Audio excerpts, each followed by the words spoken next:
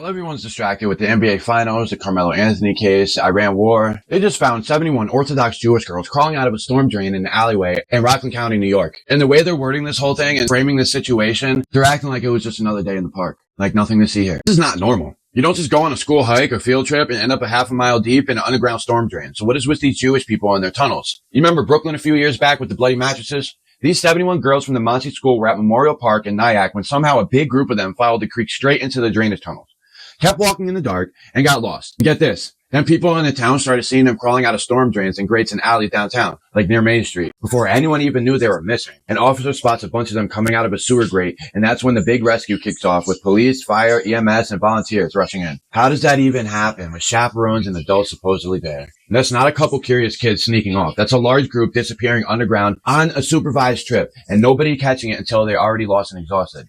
Kids will be kids. The line is getting old when it takes a whole emergency operation to fish them out of the storm drains. It's not getting the attention it should, because I think we know why. Who owns the media, guys? If this was like 71 Muslims crawling out of a storm drain in the middle of the day, people would think it's a terrorist attack happening. Dozens of schoolgirls ending up in tunnels and crawling out of drains in the middle of town should be raising way more questions than it is. And the way they're wording it in their articles is like, nothing to see here. Let's just brush this right under the rug. If this was literally anybody else, it would be child neglect, bro. It would be raising questions about supervision, how it was allowed to happen, and why the adults in charge let it get that far. But instead, it's just getting treated like some quirky little incident. Let me know what you guys think down below in the comments, though. Did you guys hear this even happen? This doesn't sit right with me at all. I had to find out on Instagram. Click the link in bio, follow on all socials for daily updates, and check out my web store, betweenthelines.hq.com, where you can get this awesome OG noticer tee.